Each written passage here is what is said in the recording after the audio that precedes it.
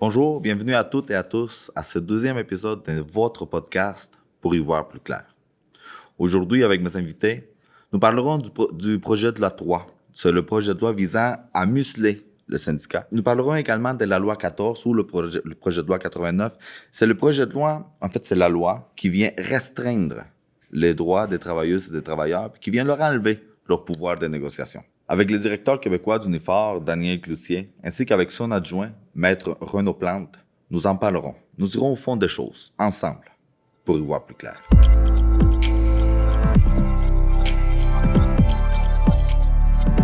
Bonjour monsieur, ça va bien? Ça va bien, toi? Oui, bonjour, ça va bien, oui. Merci beaucoup d'être là, merci beaucoup d'être avec nous autres pour ce deuxième épisode de notre podcast. Qui dit deuxième épisode, dit également première opportunité pour s'améliorer. Donc, j'ai l'intention de m'améliorer par rapport au premier épisode sur un point bien précis. J'aimerais ça qu'on le mette sur la table tout de suite, là, le tutoiement. Je ne sais pas si vous avez eu l'opportunité de regarder, de visionner le premier épisode avec Magali Picard. Le vouvoiement, le tutoiement, bref, non, pas t'es capable. Donc, on se tutoie, ça va? Oui. Parfait, merci à vous. À vous deux. Tu vas garder le pluriel quand même. Oui, ben, écoute, là, vous êtes deux quand même. Monsieur, le 30 novembre dernier est entré en vigueur la loi 14, donc l'ancien projet de loi 89. Mais avant d'entrer vraiment dans le vif du sujet, là, vraiment, juste un commentaire que j'ai entendu souvent, puis j'ai l'impression que lorsqu'on croit que ça ne nous regarde pas, que ça ne nous concerne pas, ben, on a moins tendance à s'y intéresser au sujet-là. Donc, Renaud, je te pose la question, mythe ou réalité? Un commentaire que j'ai lu souvent, le projet de loi, la loi 14, en fait, le projet de loi 89, il s'adresse particulièrement, surtout du moins, aux entreprises dans le secteur public. Donc, tout ce qui est gouvernemental, etc. Donc, si je travaille pour une compagnie privée, je ne serai pas affecté par la loi 14. C'est faux, puis c'est complètement l'inverse. Ce qui existait avant la loi 14, c'était le concept des services essentiels, qui était déjà prévu à la loi, qui était principalement pour les entreprises publiques ou d'utilité publique, qui était pour les services sociaux. Donc, évidemment, on pense rapidement aux hôpitaux. Et tout ça faisait partie de la question des services essentiels. Ce que le projet de loi 89 et la loi 14 a amené, c'est un régime qui est un peu similaire, qui est différent, mais un peu similaire pour toute autre entreprise. Donc, on se retrouve avec un régime de services essentiels qui est grosso modo en place au bon vouloir du gouvernement du moment. Parce que à tout moment, le Conseil des ministres peut décider qu'un conflit de travail en particulier ou qu'un milieu en particulier va être soumis à des nouvelles exigences de maintien d'un minimum de services, ce qui n'était pas le cas avant. Okay. Ce qui existait dans le Code du travail avant, c'est-à-dire pour ceux qui ne sont pas dans les services essentiels, il peut y avoir un maintien de certains services pour éviter, entre autres, des bris d'équipement. Donc, on peut penser là, facilement dans une usine à la bouilloire. Donc, s'il y a un conflit de travail en plein mois de février, ici dans la région, dans une usine, on peut comprendre que la bouilloire fonctionne quand même, parce que si on l'arrête, l'usine est perte totale. Là, les tuyaux gèlent. Ça met à risque quand même. Exact. Ça existait. Ce que le projet de loi 89 et la loi 14 ont amené, maintenant, c'est un régime beaucoup plus loin, qui va beaucoup plus loin que ça, où si on considère, puis les critères sont très, très flous, qu'il peut y avoir des impacts pour le bien-être de la population, ça peut être un bien-être économique, écologique ou émotionnel, on ne sait pas trop exactement qu'est-ce que c'est, ben, à ce moment-là, le gouvernement peut décider de mettre ce conflit de travail-là ou ce milieu de travail-là sous le nouveau régime des services assurant le bien-être de la population et de les renvoyer en arbitrage. Donc, littéralement, de mettre fin à un conflit de travail, de venir enlever la seule arme qui reste aux travailleurs, aux travailleuses pour être capable de négocier, qui est ce rapport de force-là d'un éventuel conflit de travail, puis confier ça à un arbitre. Donc, c'est à ta question, mythe ou réalité, oui, ça peut s'appliquer dans certains services publics, les transports en commun en est un exemple, mais ça va aussi s'appliquer dans tous les milieux du secteur privé au bon vouloir du gouvernement du moment. Donc, grosso modo, là, ça fait comme un double encadrement, dans le fond, du droit de grève, là, du fait que, bon, il y en avait déjà un inscrit au Code du travail qui venait justement, comme tu disais, protéger la santé et sécurité de la population. Comme tu disais, là, on pense aux policiers, aux ambulanciers, pompiers, etc. Puis la loi 14, mais là, tu disais, ça vient d'ajouter comme comment on dit là, un concept de bien-être. Ouais. Mais c'est quoi le concept du bien-être? Je veux dire, qu'est-ce qui dit que moi j'ai besoin c'est que qui décide en fait là, que cette entreprise est nécessaire pour le bonheur ou le bien-être de la population? C'est quoi le bien-être de la population? Ouais, puis on va reculer un peu. C'est quoi l'intérêt de faire une grève? Pourquoi on fait une grève? On fait une grève pour déranger. On fait une grève pour mettre de la pression.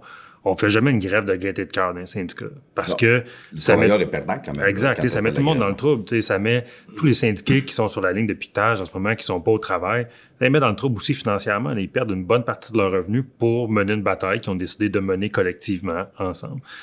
C'est pas une décision qu'on prend de gaieté de cœur. Mais une fois qu'on la prend, pourquoi on la prend? Pour mettre le maximum de pression sur l'employeur. Puis des fois, ça amène une pression où on va appeler ça un dommage collatéral, parce que ça en est un sur la population. Fait que c'est vrai que ça cause des problèmes à la population. Mais les tribunaux ont décidé à maintes reprises et ont toujours maintenu la même ligne en disant c'est essentiel dans un régime démocratique, dans un régime comme le nôtre, d'avoir cette capacité-là de déranger. Puis on ne peut pas protéger les gens contre le fait de se faire déranger. Une grève, ça a des objectifs au niveau du droit de l'association, au niveau de la capacité des gens de s'organiser. Puis oui, un corollaire de ça, c'est que ça va déranger des gens. Malheureusement, il faut faire avec. La grève, c'est comme un contre-pouvoir, dans le fond. Là, exact. Puis tu sais, c'est ça, vivre en société. Puis oui, tu sais, monsieur et madame tout le monde va se faire impacter par une grève dans laquelle eux n'ont rien à voir. C'est entre autres ça qui va faire en sorte qu'ils vont avoir de la pression sur un employeur pour régler. Là, ce que le projet de loi vient faire, ce que la loi vient faire, c'est de dire on va évaluer de manière assez floue parce que les critères sont pas très, très établis. C'est laissé tantôt à la discrétion du Conseil des ministres, tantôt au ministre lui-même, puis tantôt éventuellement aux tribunaux à évaluer ça. C'est intéressant, je vais avoir une question là-dessus tantôt. Quand les conséquences deviennent trop grandes, on arrête le conflit de travail, mais sans avoir vraiment de barème de c'est quoi des conséquences trop grandes. C'est là où on rentre dans un gros problème. Déjà, le droit de grève est hyper encadré. Puis à la base, c'est quoi le droit de grève? C'est ton droit de dire « Hey, aujourd'hui, je ne rentre pas travailler. » De disposer de ton temps puis de disposer de ta liberté. Normalement, on est quand même dans un régime démocratique qui est fondé sur la liberté de disposer de ton corps, de disposer de ton temps, de disposer de tes biens. Le droit de grève, au bout de la ligne, c'est juste de dire « Hey, aujourd'hui, tu as le droit de dire que tu ne rentres pas travailler. » Le corollaire de ça, c'est que tu ne seras pas payé, l'employeur ne va pas te payer, mais toi, tu ne rentres pas travailler. Puis on l'exerce collectivement. Fait qu'à la base, ça vient avec la conception politique du milieu dans lequel on vit puis du régime politique dans lequel on vit. L'encadrement du droit de grève est arrivé après. Il est arrivé avec le Code du travail qui est venu dire bien là, ce droit-là qui t'appartient, on va te l'enlever la très grande majorité du temps, puis le seul moment où tu vas pouvoir faire la grève, c'est dans la période de négociation, quand tu vas avoir répondu aux obligations de l'article 53, machin truc. C'est quand tu vas avoir coché toutes ces cases-là, ben là, tu vas récupérer ton droit que tu as toujours eu de faire la grève. Mais le reste du temps, on te l'enlève. Parce que ça, c'est intéressant, là. Parce qu'en temps normal, la plupart du temps, on est sous contrat de travail. Oui. Puis, ça veut dire que moi, si je signe un contrat de travail de 4 ans, je suis 4 ans ou pendant 4 ans, j'ai pas le droit de faire de la grève, là. Non, en fait, c'est quand tu es dans une situation de convention collective, là, évidemment, on parle de contrat collectif de travail, là, mettons, à l'usine ici, effectivement, quand tu es dans une convention collective, pendant la durée de la convention collective, tu n'as pas le droit de faire la grève. Ça n'a pas toujours existé, ça. C'est un compromis qui a été fait, entre autres, dans l'élaboration du Code du travail, où le droit de grève a été retiré pour la grande majorité du temps, a été concentré à un certain moment particulier. Puis là, ben, ce qu'on vient de faire avec le régime des services essentiels, ça existait déjà, mais là, on vient de le rajouter à l'ensemble des milieux de travail de la province. C'est venir dire, même dans ce moment-là très précis où on conservait le droit de faire la grève, ben, ça se peut qu'on te l'enlève si ça nous fait chier. C'est un peu ça en réalité. C'est si la grève est efficace, si elle fait mal, si les moyens de pression fonctionnent, on va venir te l'enlever. Puis là, ben, ça peut être pour des motifs économiques, écologiques, émotionnels et autres. C'est au bon vouloir du gouvernement du moment de décider est-ce que ça dérange trop puis on arrête la grève. C'est là où on rentre dans une situation, puis rappelons-nous, là, quand le ministre a présenté son projet de loi en conférence de presse, un des exemples qu'il a donné pour dire ben, dans ce moment-là, moi, je leur ai enlevé le droit de grève, c'est le cimetière Côte-des-Neiges à Montréal. Le cimetière Côte-des-Neiges à Montréal, il y a eu un long conflit de travail qui a causé des inconvénients. C'est vrai, il a causé des inconvénients. Ça a fait en sorte que Ils n'ont pas pu entretenir le terrain, donc ils n'ont pas émondé les arbres, ils n'ont pas coupé le gazon, ils n'ont pas déneigé les chemins et tout. Donc, à un certain moment, les gens ne pouvaient plus aller visiter les tombes.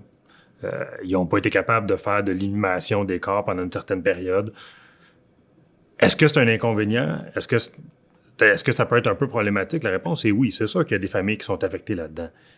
Est-ce que ça nécessite d'enlever le droit de grève à ces travailleuses et à ces travailleurs-là parce qu'on est dans une situation qui est grave pour le bien-être de la population? Peut-être être un peu raide, là, je suis désolé, mais il est mort, il est mort. S'il s'en va dans la terre 2 semaines plus tard, 3 mois plus tard, j'ai peut-être l'air insensible, mais c'est une réalité pareille, ça va pas changer. Okay? Cette personne-là est décédée, puis c'est pas le conflit de travail qui l'a fait mourir. Okay? On est dans un cimetière.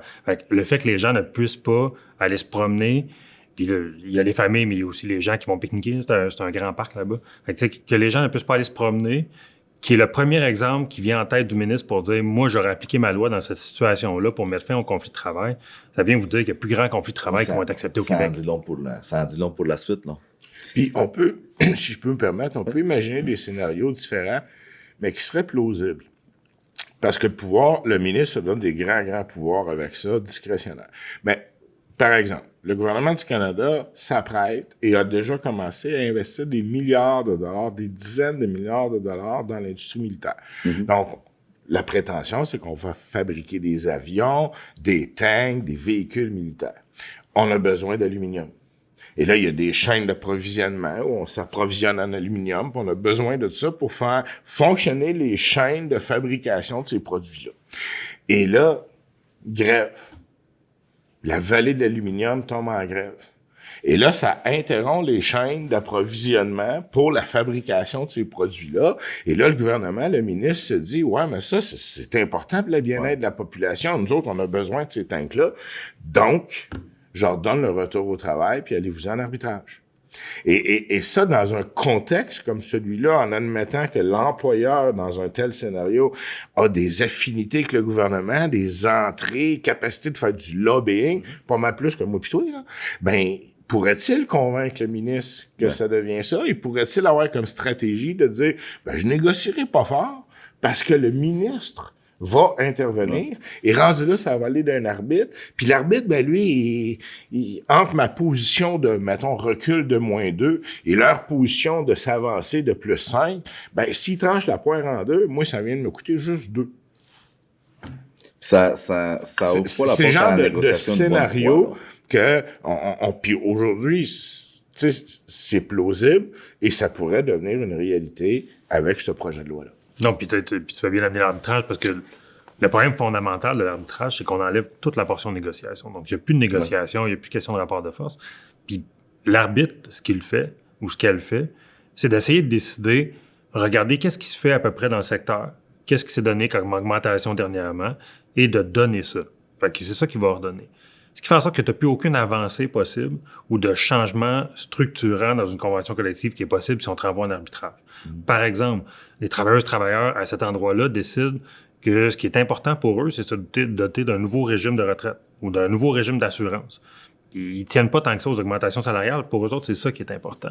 Mais c'est profond, c'est gros comme changement, ça demande des batailles. Il n'y a personne qui nous a jamais donné un régime de retraite. Il a toujours fallu qu'on se batte pour les avoir.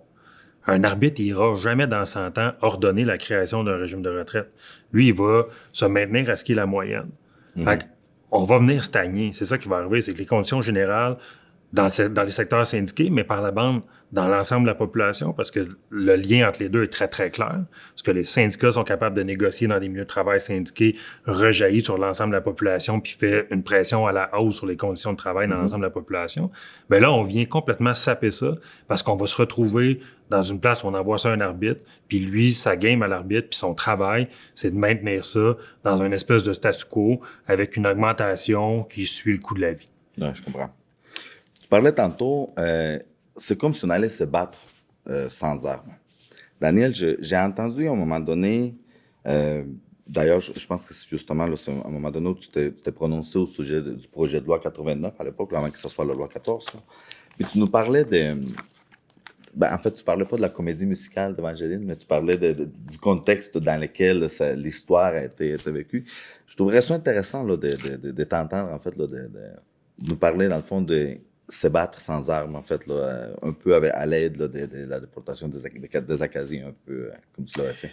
Ben oui, ça m'a fait plaisir. En fait, l'idée, c'est que tout le monde a entendu, en tout cas, j'ose espérer que tout le monde a entendu parler de l'histoire de la déportation des Acadiens. Donc, pour faire une histoire courte, les Acadiens sont installés là. Il y a eu la guerre entre les Français et les Anglais. Entendons-nous ici le pays, la France, et le pays, l'Angleterre.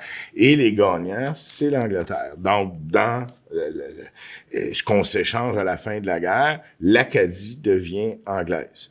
Mais les Acadiens, c'est des paysans prospères qui ont des bonnes terres, qui s'en ont bien occupées, qui ont des animaux, qui ont des... Et évidemment, ils vivent bien.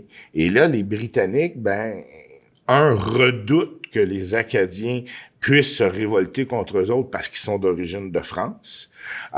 Et puis, en plus, ils reluquent les terres en disant « Ouais, c'est là qu'il faudrait qu'on s'installe. » Et là, le plan se montre de déporter les Acadiens.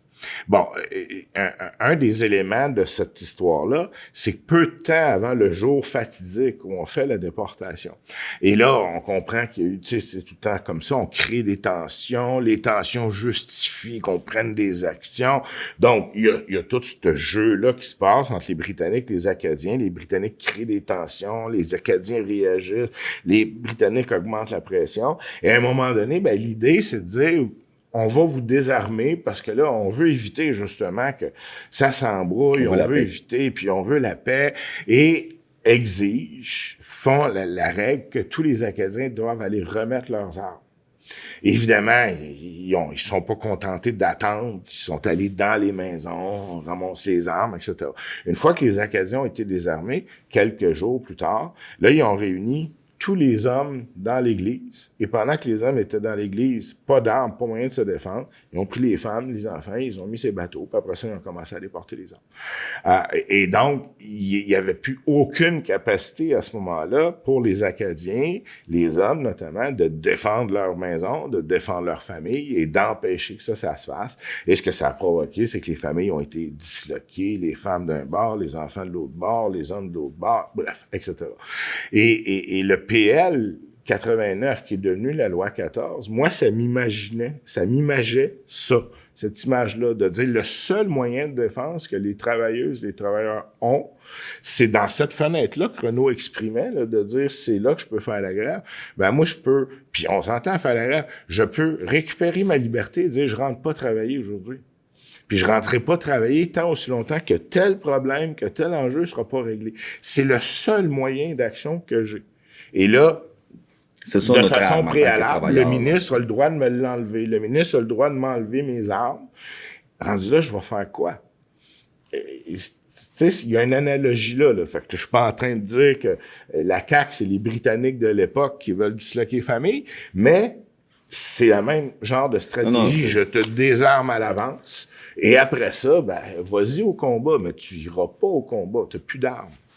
Non, c'est justement ce que je trouve intéressant, en fait, là, dans le parallèle avec les deux situations, c'est que les Britanniques ont procédé de cette façon-là. On commence par vous enlever les armes, puis après, on atteint nos objectifs. Puis c'est un peu, moi, l'impression que ça me donne, c'est ça. Le message de la CAQ, c'est « battez-vous maintenant ». Non, puis la réalité, c'est ça. Puis la réalité, c'est comme je le disais tantôt, on était déjà réduit au lance-pierre. T'sais, notre droit de grève a déjà été tellement circonscrit puis circonspect dans le temps qu'il nous reste plus grand-chose pour nous battre. Là. Le reste, c'est quoi? C'est le pouvoir qu'on a d'aller devant les tribunaux. Puis là, j'imagine qu'on va en parler tantôt aussi, mais même ce pouvoir-là, on est en train de nous l'enlever, ou cette capacité-là d'aller devant les tribunaux pour se battre. Là, on est en train de nous le saper avec le projet de loi 3. Fait que, la roue se complète de dire on vous enlève complètement vos moyens d'action. C'est comme je disais tantôt, c'est justement, ça ouvre beaucoup la porte à la négociation de mauvaise foi. Puis je te ramène au mois de novembre 2024.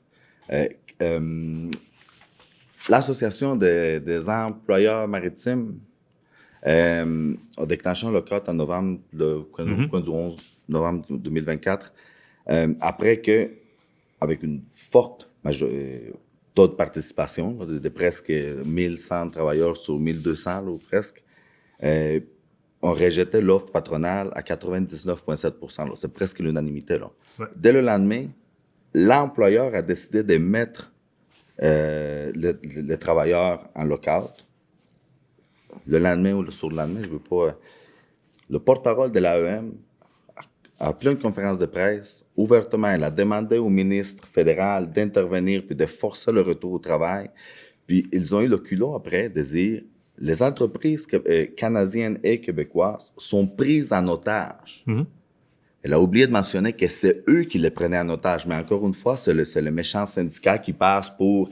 Ils prennent encore la population en otage. C'est l'employeur qui a forcé l'arrêt de travail, qui a demandé au gouvernement d'intervenir. Est-ce que... Puis ça c'est juridiction fédérale, puis c'est bon. Mais est-ce que c'est un peu le même...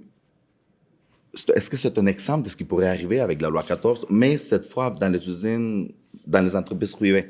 Rio Tinto, par exemple, une usine de pâte et papier, est-ce que c'est un exemple? Mais le parallèle est excellent parce que le ministre lui-même l'a dit, il s'est inspiré de l'article 107, puis ce dont tu parles, c'est l'article 107 du Code du travail fédéral qui a été utilisé par le gouvernement fédéral pour mettre fin à des conflits ou pour prévenir des conflits. Et le ministre du Travail du Québec, Jean Boulet, l'a dit lui-même, je trouve que c'est un mécanisme qui est très, très, très intéressant. Je vais voir comment je peux l'amener au Québec. Puis c'est de là qu'est arrivé le projet de loi 89. Donc, c'est pas une vue de l'esprit. Lui-même l'a dit, je me suis inspiré de ça. Il en a fait un modèle qui est encore pire que celui qui existe dans le Code du travail fédéral. Ceci dit, tu l'as bien rappelé, c'était quand même assez magique la façon dont ils ont fait ça. Ils sont eux-mêmes créé un lockout pour dire, gouvernement, je te mets dans une position impossible. Le lockout que je suis en train de créer va foutre le bordel partout. Donc, enlève le droit de grève aux salariés puis envoie-nous en arbitrage. Donc, ils ont eux-mêmes créé la situation. Puis, tu sais, tout ça est arrivé parce qu'on avait un gouvernement fédéral à ce moment-là qui ne voulait, en fait, qui n'a plus le droit de faire des lois spéciales parce que longtemps, ils ont fonctionné par loi spéciale, autant au fédéral qu'au provincial. Dès qu'ils voulaient mettre fin à un conflit de travail, il y avait une loi spéciale. La Cour suprême a dit à plus qu'une reprise, ce mécanisme-là est illégal, il contrevient à la liberté d'association puis à la liberté de négociation qui vient avec la liberté d'association. Donc, on met fin au régime des lois spéciales, ça ne peut plus fonctionner de cette façon-là. Le gouvernement s'est gratté la tête, puis j'imagine qu'il y a un fonctionnaire intelligent quelque part qui a dit « Hey, il y a un article dans le Code du travail fédéral qui est oublié parce qu'il n'avait jamais été utilisé ou presque jamais été utilisé, qui nous permet de renvoyer ça au CCRI, qui est le Conseil canadien des relations industrielles. Pourquoi on ferait pas ça? » Mais ce mécanisme-là n'a jamais été prévu pour mettre fin ou pour prévenir des conflits de travail. Ça n'a jamais été là pour ça.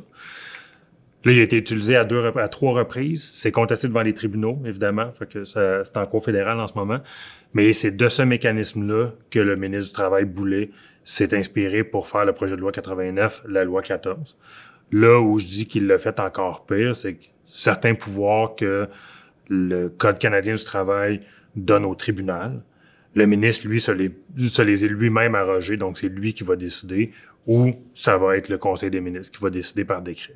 Ça, c'est intéressant ce que tu dis parce que, puis d'ailleurs, ça m'amène à ma prochaine question, et elles sont où les limites de la loi 14? Parce que, puis honnêtement, je n'ai pas lu le texte au complet, là, mais est-ce qu'il y a des exemples précis, des exemples concrets de dans quel cas on peut, dans quel cas on peut pas? Qu'est-ce qui représente un danger pour le bien-être de la société? Est-ce que, parce que si jamais c'est pas le cas, selon moi, là, c'est un droit très arbitraire de décision que le gouvernement s'offre lui-même, là, dans le fond. Puis faut le dire aussi, là, le gouvernement, c'est quand même le plus grand ou un des plus grands employeurs de la province. Là. Donc, tout à fait. Mathieu, à ta question, c'est quoi les limites qui existent dans la loi 14 à ce pouvoir-là? Elles existent. Il y en a pas de limite en ce moment.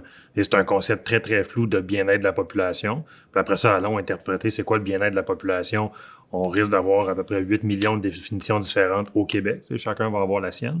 Chacun a son propre bien-être. Exact. Chacun a son propre bien-être. C'est sûr que le jour où il y a une grève dans un service qui m'affecte moi, j'ai l'impression que mon bien-être est affecté. À quel moment le gouvernement dit, bon, ben là, on juge que le bien-être de la population est affecté, on met fin à ce conflit de travail-là. La loi le prévoit pas. Elle a des critères qui sont vraiment très, très flous, qui sont très larges, qui vont devoir être interprétés éventuellement par les tribunaux. Évidemment, à ce moment, cette loi-là, elle est déjà contestée. Unifor, on fait partie des contestations de ça, donc cette loi-là est contestée devant les tribunaux. Le fait que les critères pour mettre fin à un arrêt de travail soit flou, fait partie des arguments qu'on a pour venir dire cette loi-là, elle est inconstitutionnelle. Parce qu'on ne connaît pas les limites de nos droits. On vient à toute fin pratique éliminer un droit complet d'association puis de faire la grève. Donc, ça fait partie des motifs qu'on a pour s'y opposer. Mais à ta question, qu'est-ce que la loi prévoit? Elle prévoit un critère hyper flou que personne ne sait qu'est-ce que ça veut dire en ce moment. Puis, par ailleurs, il y a un concept là-dedans, là, puis dans une série de lois, d'ailleurs, du gouvernement de la CAQ, là, il y a un concept de droit de la population avant droit de la personne. Tu sais, puis ça, par ailleurs, ça a été dénoncé, mais c'est plutôt inquiétant, là, tu sais, là, puis je veux pas être alarmiste, là, puis personnellement, puis je veux pas parler au nom d'un organisme, là, tu sais, là, mais on assiste quand même, particulièrement là, dans les dernières années, derniers mois, là, à un virage très inquiétant de la CAQ. C'est un virage très autoritaire, en fait, là, du gouvernement. Dernière année de mandat. Popularité qui est tombée... la popularité est tombée plus bas que la CAQ et ses projets de loi. Je me demande, tu sais, assez pour que des organismes tels que, qui ne prennent pas souvent la parole en public, non, c'est pas pour critiquer, du moins, là, des projets de loi, ou, le Barreau du Québec, la Commission des droits et libertés de la personne, la Commission des droits et libertés de la jeunesse, la Commission internationale des juristes du Canada, le bâtonnier du Québec a dit le Québec, c'est pas la Corée du Nord. Il y a même un groupe de juristes, là, en fait, là, pour ça, c'est Radio-Canada qui nous apprenait ça le 3 décembre. Ça disait, puis je vais le citer, là. Il y a, je m'excuse, je vais juste faire la citation, là. Un groupe éminent de juristes québécois et canadiens ainsi que des groupes de la défense des droits de la personne ont demandé à l'ONU de rappeler à l'ordre le gouvernement du Québec parce que, selon eux, les textes du PL1, donc la Constitution québécoise, là, enfreignent une série de droits reconnus à l'international et au Canada. Je veux pas être alarmiste, là. C'est vraiment pas là. Par contre, moi, quand j'entends ça me sonne quand même une alarme de me dire, oh, il faut vraiment que je m'intéresse plus à ce qui se passe parce que là, PL1, PL2, PL3, PL5, bref, il y a comme un dénominateur commun qui s'est dépassé, genre la population par-dessus la personne. Qu'est-ce qu'il y a dans ces projets de loi-là, dans le fond? Qu'est-ce qu'ils ont en commun pour que des groupes comme la Commission internationale des juristes du Canada, le Barreau du Québec, pourquoi qu'ils qu'ils tirent la sonnette d'alarme avec des mots graves, là, comme liberticide, autoritaire? C'est quoi qui explique ça? Je pense qu'en ce moment, personne de sensé, de posé, peut dire qu'on vit dans un régime comparable à celui de la Corée du Nord. Puis c'est pas ça qu'il voulait dire, puis c'est pas ça, dans le fond, le message qui est derrière ça. Je pense que le message, c'est plus de dire, attention, on est en train de vous enlever vos libertés une après l'autre. Puis si vous prenez pas action, puis si vous prenez pas conscience maintenant, on va se retrouver dans des territoires dangereux. Quand l'inondation arrive, puis l'eau commence à monter, faut pas que tu attendes qu'il y en ait dans le salon avant de mettre des sacs de sable. Faut que tu les mettes avant tes sacs de sable quand tu vois que la pluie s'en vient, puis quand tu sais que la crue s'en vient. Là, je pense qu'on est à l'étape où il faut en mettre des sacs de sable parce qu'on voit des libertés partir une après l'autre. Puis c'est là où le barreau tire la sonnette d'alarme. Et pour le PL3, le fameux projet de loi sur la transparence des syndicats, personne ne s'étonne que les centrales syndicales sortent en défaveur. On vient nous tirer directement dans les jambes, on vient changer nos modèles, on vient mettre en place des mécanismes qui sont non nécessaires pour répondre à des problèmes non existants. Fait que c'est certain que nous, on monte aux barricades. Quand le barreau du Québec se met à monter aux barricades puis dire ce projet de loi-là ne fait pas de sens puis il est liberticide, je pense que c'est le temps que la population se dise qu'est-ce qui se passe. Quand le barreau vient de dire le projet de constitution qui vous amène là, c'est un problème parce que ça vous enlève des droits. Je pense que c'est le temps que la population se réveille puis se dise OK, il y a quoi là-dedans? Puis c'est ça la trame. Puis ça a commencé en force après le discours du trône au mois de septembre, je me trompe pas. PL1, PL2, PL3, dans ces trois projets de loi-là, on retrouvait des mécanismes qui étaient un peu similaires où, entre autres, on enlevait le droit de contestation des lois du gouvernement devant les tribunaux. Puis ça, c'est extrêmement grave. On est dans un état de droit. Normalement, quand on a un problème, si on n'est pas capable de le régler, on a un système judiciaire qui est là pour le régler. Là, ce que le gouvernement vient dire, c'est moi, dans les projets de loi que je fais, dans les lois que je fais, je vais les mettre à l'abri de la contestation. Vous n'aurez plus le droit Fait que ce que nous, on décide en tant que... Puis là, dans les principes de division des pouvoirs de l'État, je comprends que c'est le législateur qui met des lois. La réalité, on sait quand même, là, c'est 90 députés de la CAQ qui le font. Ouais. Fait que les lois qui sont votées et qui sont mises en place par 90 individus vont être protégées d'attaques devant les tribunaux. C'est là où on commence à avoir des sérieux problèmes, ce qui fait en sorte qu'on ne peut plus avoir un corps qui vient interpréter les lois, qui vient après ça les confronter aux deux chartes, la charte canadienne et la charte québécoise. Puis on a beau avoir, beau dire qu'on n'a pas signé la charte canadienne, OK, ça peut être un argument que vous faites, ça peut être divertissant. On a toujours bien, nous, en tant que peuple québécois, édicté la charte québécoise, des droits et libertés aussi. Donc, on vient mettre en place des lois qui viennent dire vous ne pourrez plus les contester, même à l'onde de la charte québécoise. Ce qui est dans le PL3, pour nous, est extrêmement grave. Tantôt, je disais qu'on perd une bonne partie de notre droit de grève avec le PL89. Dans le PL3, on vient nous empêcher de contester la légalité des décrets, des lois qui sont mises en place par le gouvernement.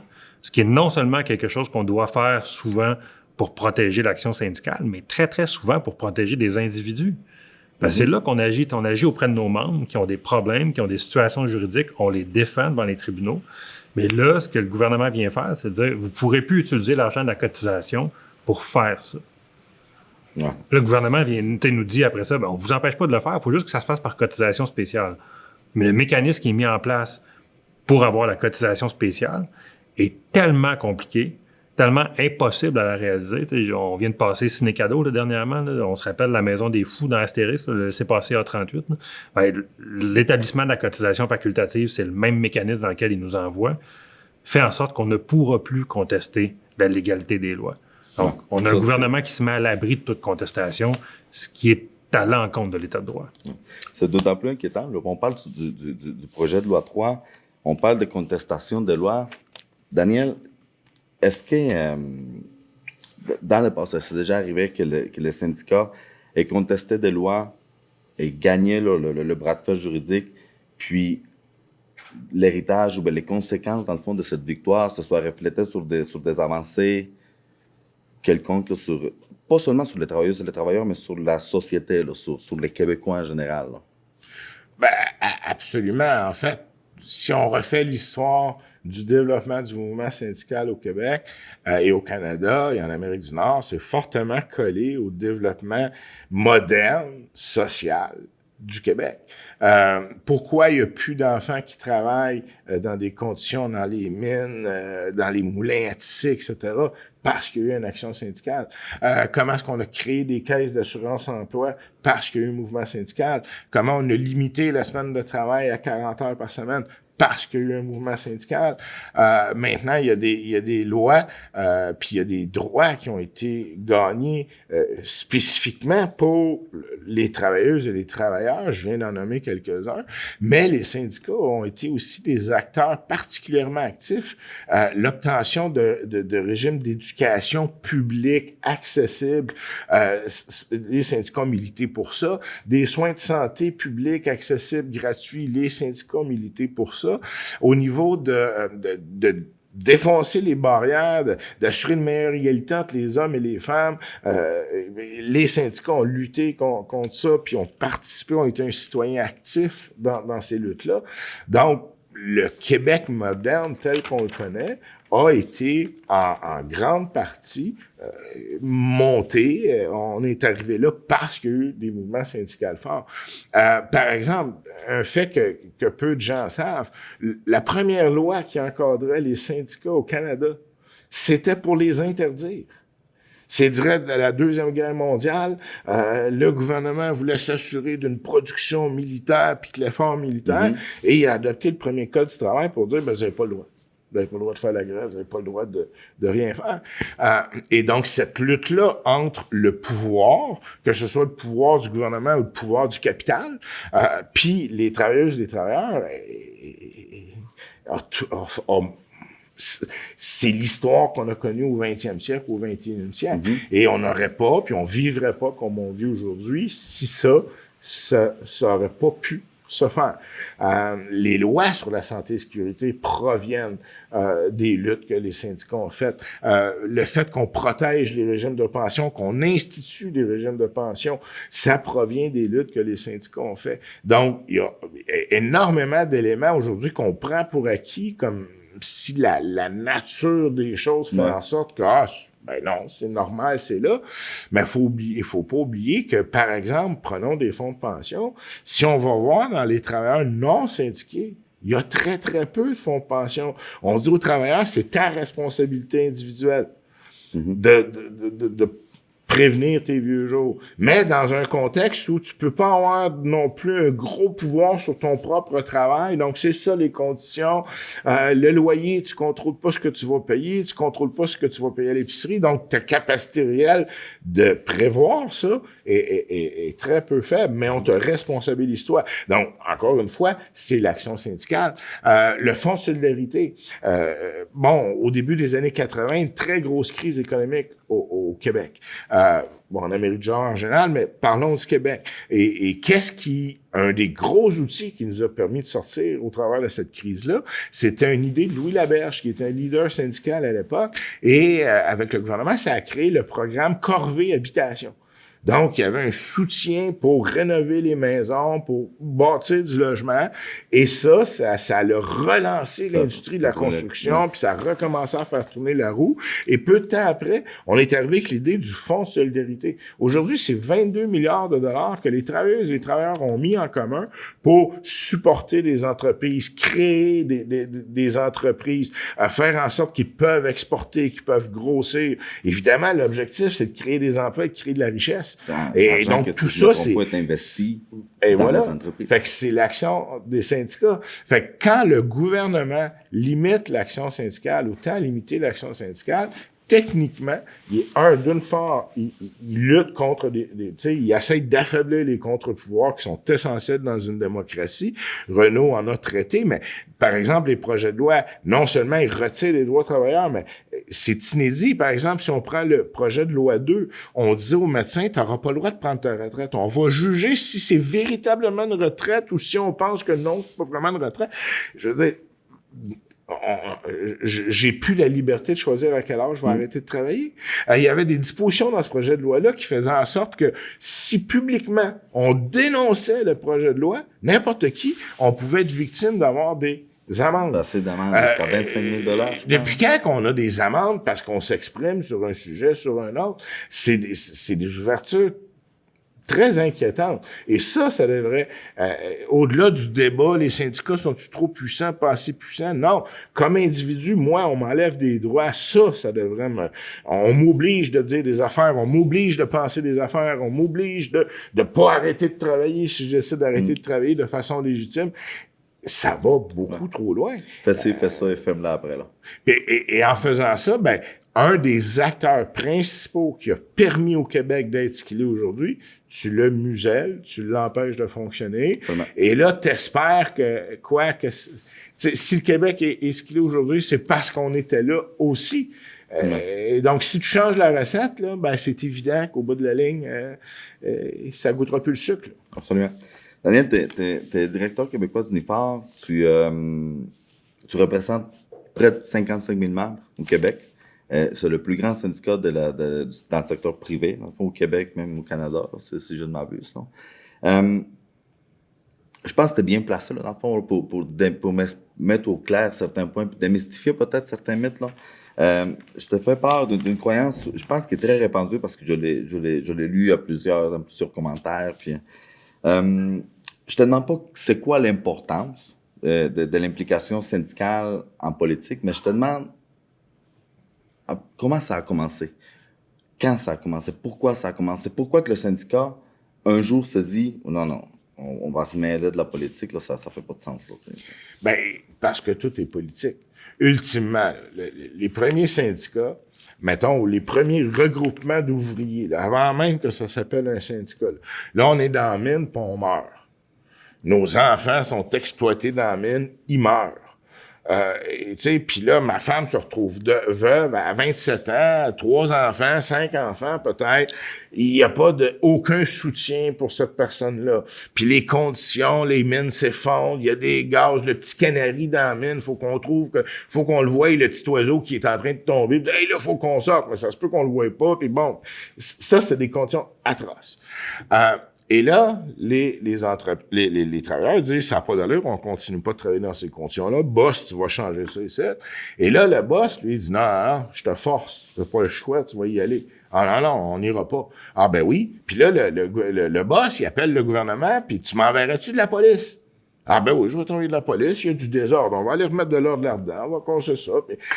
Et là, dès le départ, il y a une collusion, il y a une association entre l'argent, ceux qui la possèdent, et l'État, ceux qui définissent les lois et qui a le monopole de la violence. Parce que c'est ça, là, dans un État démocratique, c'est l'État qui a le monopole de la violence. C'est lui qui a les polices, c'est lui qui a la sécurité, les agents secrets, l'armée. Bon, en théorie, là, l'entreprise, là, elle a dit à l'État, j'ai un problème, l'État donne son monopole à la violence, s'en sert pour aider l'entreprise.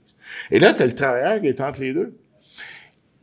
Le travailleur là, n'a pas cette violence-là possible. Il peut pas avoir des policiers qui vont venir faire la contrebalance. Fait que lui, il est pogné pour subir. Fait que comment est-ce que les travailleurs sont faits? Ben, avec beaucoup de courage. Nos grands-pères, nos grands-mères avaient beaucoup de courage en affrontant les policiers, en affrontant les goons armés, ont provoqué du dérangement social, des grèves, des grosses manifestations, et ça, ben, à un moment donné, ça fait que les gouvernements disaient, ouais, là, il va falloir que je m'en occupe, puis là, si je veux me faire élire, ils sont tous en joie le vert contre moi, il va falloir que je fasse de quoi là-dessus. Et là, ils se sont mis à faire des promesses pour dire, ah, ça, on va régler ça. Vous avez bien raison, ça n'a pas d'allure les enfants les unes, on va faire une loi pour interdire le travail des enfants. Donc, on va faire une loi qui va vous protéger contre les patrons, puis on va vous dire, dans ce sujet-là précis, là, on va arrêter de donner notre monopole ou de prêter notre monopole de la violence à l'entreprise pour qu'ils vous rentrent dedans. Et là, les lois ont commencé à agrandir.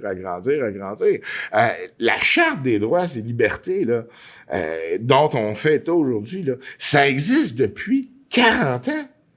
Ça existe pas depuis toujours. Ça fait pas 800 ans qu'on vit. Non, ça existe pas. Fait que dans les années 50, t'en avais pas de droits et libertés. Ou t'en avais peu. Pas étendu comme on a aujourd'hui. C'était correct, la discrimination. On disait pas, c'est un problème. Moi, mon père vient d'une petite ville, puis là, je suis venu au monde-là, Port-Cartier. Et Port-Cartier, là, jusque dans les milieux des années 60, ça appartenait à Québec North Shore. Ça appartenait à des compagnies. Fait que quand tu perdais ta job, ils te coupaient le charbon, ils te coupaient le logement, ils te coupaient tout. Fait que t'as beau avoir ta famille là, est installée là depuis 2 générations, toi, tu peux plus vivre dans la ville, là. C'est pour ça que les travailleurs se sont organisés, ont fait preuve de courage, puis on dit non, le gouvernement, il faut que tu me donnes les lois, faut que tu me protèges, parce que si tu me protèges pas, tu prends ton monopole de la violence, puis tu le protèges lui, puis c'est lui qui abuse de moi. Ouais. Et c'est ça. Fait qu'aujourd'hui, c'est lié, là, on peut pas représenter les travailleurs, les travailleuses, on peut pas défendre, assurer l'agrandissement des droits ou le maintien des droits, parce que dans certains cas, on le voit, là, les droits sont sous attaque. Si on fait pas de politique, un passe dans l'autre. Si on avait véritablement, puis on n'a jamais vu ça dans toute l'histoire, là, dans n'importe quel régime, nommez-les, là, il y a toujours eu une collision entre ceux qui possèdent de l'argent, des terres, ceux qui ont les biens capitaux, et ceux qui sont l'État. Dans certains cas, c'était le même monde, puis quand ça s'est séparé un peu, ben il était quand même en collusion. Et c'est ce duo-là qui est très solide, dans lequel nous autres, on essaie d'intervenir, puis tu peux pas le faire sans action politique. Le gouvernement a tendance parfois à l'oublier, là. C'est ceux qui ont beaucoup d'argent, ils le financent. Mais ceux qui le mettent au pouvoir, c'est pas ceux qui ont beaucoup d'argent, c'est le peuple. Quand tu es un citoyen ordinaire, t'habites, là, t'as ton logement sur la rue Racine, puis t'as tes problèmes, puis etc. Et là, le ministre, là, il décide qu'il vient faire un tour à Saguenay, là. Il t'appelle pas toi, sa rue Racine, pour dire « Hey, je vais aller faire un tour sur ta rue, viens me jaser. » Par contre, le président de la Chambre de commerce, le chef de la direction de Rio Tinto Alcan, le directeur de l'usine de Résolu, eux autres, là, ils vont l'appeler, on s'en vient, tu vois le ministre, là, il va avoir un petit cocktail, là. Eux autres ont accès. Ouais. Nous autres, comment est-ce qu'on a accès? Faut qu'on défonce la porte. C'est pour ça qu'on fait de l'action politique, parce que si on défonce pas la porte, nous autres, on n'est pas là, boire le petit champagne, puis dis, by the way, je t'ai-tu parlé de mon projet? Moi, j'aurais besoin de faire ça, mais là, ça me prendrait une dérogation sur le terrain, tu sais, puis ah ouais, je peux t'arranger ça. On n'est pas là, nous autres. Bon, donc, il faut qu'on défonce la porte. Ouais. Un autre commentaire que j'ai entendu souvent, en fait, et lu, en fait, souvent, les syndicats nuisent à l'économie du Québec. Les syndicats sont, ça vient pas de moi, vraiment, je l'ai lu dans des commentaires, dans des réseaux sociaux, etc. Les syndicats sont souvent à la base de plus de fermetures d'entreprises que de création d'emplois. Là. Ça vient d'où cette croyance-là? D'abord, météo-réalité, puis d'où ça pourrait venir, là, cette impression qui est relativement répandue? Là? Ben, parce que souvent, un employeur qui est pas capable ou qui a pas un bon plan d'affaires ou que la société change du fait que ce qu'il faisait dans la vie, c'est plus pertinent puis le monde n'achète plus, ben c'est tout le temps plus facile de blâmer quelqu'un que de faire face à la réalité. Quand je pogne une étiquette, par exemple, ah, maudit police, qu'est-ce qu'elle fait d'affaires là? Bon, c'est bien plus facile de faire ça que de dire j'ai été sans dessin, j'ai passé au travail la limite de vitesse, j'ai été imprudent. C'est rare qu'on va faire ça. Donc, moi, j'ai entendu plein d'entreprises. T'as le directeur de l'usine, là. Puis là, lui, il gère son usine. Puis là, ben, c'est lui qui gère. Fait que les décisions au bout de la ligne, c'est lui qui les a pris. Ouais. Quel matériel qu'on utilise, quels sont les horaires de travail. Bon, il décide de ça. Et là, ça marche pas. Mais là, souvent, ils vont dire à la corporation en haut, mais je peux pas rien faire, les employés ou le syndicat est trop dur. Puis ça a souvent pas rapport. Donc, il y a des fermetures d'entreprises, d'une part parce qu'il y a des affaires qui se vendent plus, que le monde veut plus. Il y a des affaires que, bon, par exemple, il y a plus de marchands de glace ambulants. Ouais. La force des choses, on a inventé des frigidaires, on n'a plus besoin de ça. Et donc, il y a des entreprises qui disparaissent. Il y avait des grands entrepôts sur le bord du fleuve à Québec où on rentrait de la glace toute l'année, on mettait du brinti, puis on taillait ça à l'année longue pour être capable de distribuer de la glace à l'année longue pour les glacières. Bon, ça a disparu, ça a fermé. C'était pas de la faute des travailleurs, ça a fermé parce que ça a évolué. Ouais. Donc, il y a une partie de ça qui est provoquée par cette évolution-là. Il y a une partie de ça qui est aussi, c'est un marché en concurrence. Fait que là, t'as un compétiteur qui est agressif, qui est inventif, crée une bébelle de plus sur son cossin, il va en vendre 10 fois plus que toi. Là, toi, tes coûts augmentent, puis à un moment donné, ben, t'es plus capable de faire tes frais. Fait que ça aussi, ça fait partie des mouvements qui se passent. Il y a des cas où c'est de la mauvaise gestion. C'est littéralement, bon, l'employeur est pas capable d'imaginer des concepts ou de faire fonctionner son monde ou n'investit pas dans la bonne machinerie productive. Là, il va dire, ah, mes employés sont pas bons, le syndicat est trop fort. Oui, mais si on a un retard, par exemple, au Québec, puis on en a un actuellement, en termes d'automatisation, en termes d'intelligence artificielle, en termes de robotisation, ben, c'est toujours bien pas les syndicats qui ont empêché de faire ces investissements-là. C'est les entreprises, dans bien des cas, qui ont été un peu, disons, je m'assis dessus parce que le dollar est tellement bas par rapport aux Américains que j'ai pas besoin de faire ces investissements-là pour maintenir ma compétitivité. Et là, quand le dollar se met ouvre, là, il y a des changements économiques, ils disent, ah, mais là, ils vont voir les syndicats, on dit, baisse ton salaire.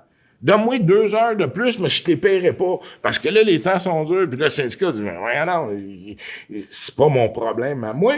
Tu sais, c'est le syndicat qui a tué ma shop.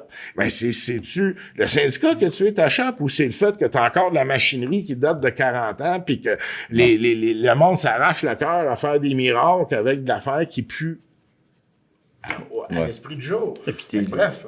Là où ce mythe-là fait absolument aucun sens, et tu vois juste à la base, c'est quoi l'intérêt des salariés là-dedans de faire fermer leur propre shop? C'est leur gagne-pain. C'est avec ça qu'ils payent leur loyer, c'est avec ça qu'ils payent leur épicerie. C'est où l'intérêt du syndicat de faire fermer une entreprise? C'est là-dedans où ils travaillent, c'est là-dedans où ils ont des membres, c'est là où... Puis même si tu vas dans le plus mercantilisme possible du syndicaliste en disant il va juste les cotisations. Je veux bien, mais s'ils font fermer la shop, il n'y en a plus de cotisations. Fait que ça n'a aucun sens. Après ça, quand tu regardes Amazon qui ferme ses 7 entrepôts au Québec, là, puis que les gens viennent dire c'est à cause qu'ils sont syndiqués, c'est à cause du syndicat. Mon Dieu, on prend les gens qui sont le plus dans le trouble sur le marché du travail au Québec. Des gens qui sont exploités, des gens qui ont des cadences de travail qui ne font pas de sens. Aucune protection de santé et sécurité, aucune protection d'assurance. On syndique les gens qui en ont le plus besoin. L'entreprise ferme parce que les lois au Québec permettent de faire ça. Et après ça, va sous-traiter sa portion de distribution parce que le gouvernement libéral de Jean Charest a modifié l'article 45 du Code du travail pour leur permettre de faire exactement ça. Puis on vient dire c'est les syndicats qui font fermer les entrepôts. Pas les syndicats. Et puis Amazon n'a pas arrêté de faire affaire ici puis n'a pas arrêté de faire de l'argent comme de l'eau. Là. Pas ça la question. On est dans un système où ils veulent en faire plus. Puis ils ont pris une décision d'affaires, puis on a un régime législatif qui leur permet de le faire. Puis je reviens sur l'exemple d'Amazon. Si pour pas avoir pour tuer ce mythe-là, voudrait dire qu'il faut maintenir des gens en condition d'exploitation parce que l'entreprise, elle peut pas supporter des payés dignement. Puis que si on lutte contre ça, ça veut dire qu'on est un méchant syndicat qui fait perdre des jobs. Je vois le vert, on n'est pas là pour faire en sorte que notre peuple se fasse exploiter, là. Ben non. On voit aussi le marge de profit là, qui c'est des actionnaires de grandes compagnies, de grandes entreprises comme Amazon. Le marge de profit n'est pas à la baisse. Là. Ça va rarement à la baisse. Là.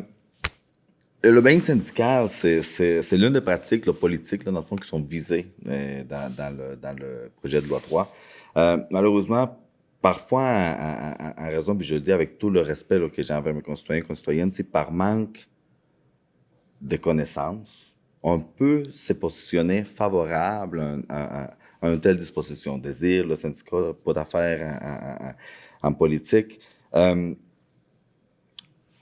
L'héritage, puis j'ai peut-être posé la question d'une autre façon tantôt, là, mais outre, mettons, la contestation de loi, tout ça, juste, mettons, l'héritage du lobbying syndical. Parce que du lobbying syndical, ça s'est fait depuis très longtemps. Ça en fait encore. On a juste à penser, par exemple, on a fait du lobbying contre la privatisation, par exemple, d'Hydro-Québec. Mais l'héritage du lobbying syndical, est-ce qu'il est encore présent? Est-ce qu'on joue encore aujourd'hui là, des bienfaits du lobbying syndical? Absolument. Le lobbying syndical, entre autres, par exemple, là, on bénéficie encore des systèmes d'assurance maladie collectifs. Ça, c'est toujours en place. Les caisses d'assurance-emploi sont toujours en place. On parle de la carte soleil, là. Oui, la carte soleil, ça, c'est une des affaires que depuis que ça existe, avant même que ça existe, les syndicats voulaient que ça arrive. Depuis que ça existe, les syndicats veillent à s'assurer que ça ne revire pas de bord et que ça va être maintenu. Les caisses d'assurance-emploi sont encore en place. Les grands régimes de retraite sont encore en place. Si on a des régies des rentes, etc., le lobbying syndical, c'est pour maintenir ça. Et le lobbying syndical se fait pour essayer d'agrandir ça. S'il y a eu des garderies, il y a eu beaucoup de lobbying syndical qui a été fait pour plusieurs raisons. Actuellement, il y a eu des débats sur des assurances médicaments. Ça venait beaucoup du monde syndical de dire hey, comment ça se fait que les médicaments, il faut qu'on... Parce que souvent, l'idée, c'est que le syndicat va dire si on collectivise des choses, ça va être mieux pour tout le monde. Si je suis pogné tout seul à acheter, puis c'est ma responsabilité individuelle, ma maladie et mes médicaments, évidemment, il y a plein de médicaments que je ne paierai pas, que je ne serai pas capable, parce qu'au-delà de ma responsabilité individuelle, j'ai pas le cash. Et là, les syndicats voient leurs membres, voient ça, ils disent, je vois loin, bon. Et là, disent au gouvernement, si on se mettait tout le monde ensemble, là, le risque, on se le répartirait sur tout le monde, puis toi, tu peux être le canaliseur de ça, puis ce qui fait que, là, bon, ça, c'est le lobbying-là continue de se faire.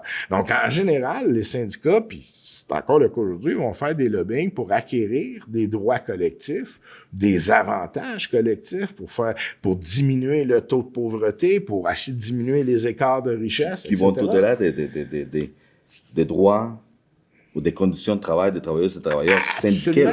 Absolument. On parle Dans de la bien société, des là. cas, ça va. Fait que le syndicat a deux rôles. Là. Évidemment, le rôle dans le milieu de travail de dire, ben, on va avoir les meilleures conditions de travail possibles pour nos membres. Mais le syndicat a aussi le rôle de dire, il faut que nos membres puissent vivre dans la meilleure société possible. Et donc ça, c'est un rôle c'est indissociable. Là. Ça fait partie des deux. Si par exemple, tes travailleurs ont un gros salaire, mais habitent dans une communauté où l'environnement est en train de se faire détruire, les enfants tombent malades, n'ont pas accès à des soins de santé, bon, ben ils vont mourir avec le compte de banque. Et, je veux dire, au bout de la ligne, c'est pas mieux, là. Fait que c'est l'équilibre de ces choses-là. Bon, mais pendant ce temps-là, c'est plus dur de faire du lobbying syndical parce que nous, on s'appuie sur le nombre. Donc, faut convaincre les gens de la pertinence de l'idée. Versus, je répète, je suis un Jeff Bezos. Là. On s'entend que quand il prend le téléphone puis qu'il appelle « Hey, mon ami Trump! » Tony. Il y a quelqu'un qui répond au téléphone, tu comprends? Ouais. Bon, ben, eux autres, le lobbying, ils en font tous les jours, tout le temps. Ils sont là-dessus. Pourquoi est-ce qu'on est obligé de faire des lois pour dire on va déclarer le lobbying? Parce qu'ils sont là tout le temps. Et donc, nous autres, on serait gênés de le faire, puis nous autres, on le ferait. On serait les seuls qui font du lobbying contre la population. Ouais. Je vois le faire. Ouais. Si je comprends bien, plusieurs avancées qui sont encore... dont les effets là, se font ressentir encore aujourd'hui, puis non pas, comme je le disais, non pas seulement pour les travailleurs, mais pour vraiment des avancées sociales, sont quand même le fruit du lobbying, du travail syndical là, en général. Je pense que même qu'éventuellement un épisode, un podcast vraiment seulement sur l'histoire du syndicalisme, ça pourrait nous aider à comprendre davantage l'importance, en fait, là, puis l'impact, surtout, que le syndicat a eu, tant économiquement que socialement, sur toute la population, là. Peut-être pas le prochain épisode, mais ça va être à retravailler. Malheureusement, nous autres, ben, c'est tout le temps qu'on avait pour aujourd'hui. Seulement avant de terminer, Daniel, comme je le disais tantôt, là, tu représentes près de 55 000 membres, allant dans des domaines très différents, aussi différents les uns que les autres. On va de la foresterie à l'aéronautique, en passant par les télécommunications, l'hôtellerie.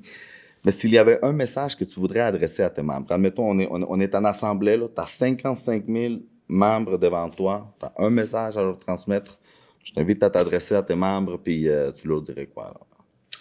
Ben, ce que je dirais aux membres, c'est que c'est l'action collective qui a permis de développer le Québec qu'on connaît aujourd'hui. Et donc, il faut préserver ça, notre capacité de se solidariser ensemble pour faire arriver des affaires. Et là, ben, il y a des grands courants qui tentent de nous désolidariser, qui tentent de faire croire que c'est chacun pour soi, puis qu'on va mieux s'en sortir tout seul, puis qu'on n'a pas besoin d'être ensemble. C'est le contraire. Dans les temps de troubles comme on vit aujourd'hui, la meilleure garantie qu'on va se faire affecter le moins possible et qu'on va préserver le plus de choses possible, ben c'est en étant ensemble, en travaillant ensemble. Puis non, les syndicats, les gars comme moi, les autres leaders syndicaux, on se lève pas le matin pour fourrer le monde. Je veux dire, ce qui nous anime dans la vie, c'est ce bien-être collectif-là. Et la façon dont on s'y prend pour y arriver, ben c'est en travaillant ensemble, c'est en écoutant tout le monde, c'est en faisant réellement des débats démocratiques. Vous avez des assemblées générales, la gang. Allez-y, participez à ce débat-là. Il y a des choses que vous dites ne pas savoir. Combien de fois vous allez à l'Assemblée générale vous réunir avec vos autres collègues justement pour en parler.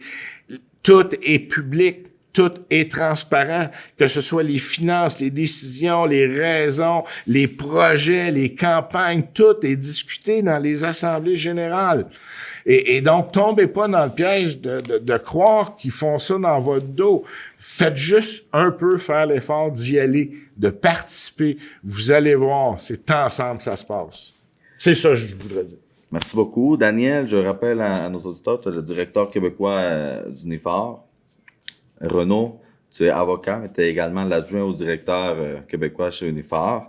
Je vous remercie beaucoup de vous être rendu d'abord au Saguenay. Là. Merci d'être venu pour nous, là, pour notre podcast. C'est très Merci pour apprécié. l'hospitalité, en fait. Oui, Ah, ça fait toujours absolument. plaisir. Et nous, chers téléspectateurs, à mon nom personnel, mais également au nom de toute l'équipe qui travaille pour faire, à fond, ce podcast, que ce soit à la recherche, à la rédaction, à la réalisation, merci. Merci d'être là. Merci de nous écouter. Merci pour tous les commentaires que vous nous avez envoyés, si on veut, après la parution du premier épisode. Continuez de le faire. Continuez de partager avec nous vos commentaires. On vous lit. On les lit tous. Autant les plus encourageants que les plus constructifs. On les apprécie également. Je vous donne rendez-vous au prochain épisode, en fait, là, où encore une fois, avec mes invités, nous aborderons des sujets qui ont un impact réel sur vos vies, sur la vie de tous les jours, sur la nôtre, non pas en tant que travailleuses et travailleurs, mais en tant que société, en tant que membre de la collectivité. Nous en parlerons ensemble pour y voir plus clair. Mon nom est John Alejandro Gonzalez. Je vous dis à la prochaine, mais d'ici là, restons solidaires.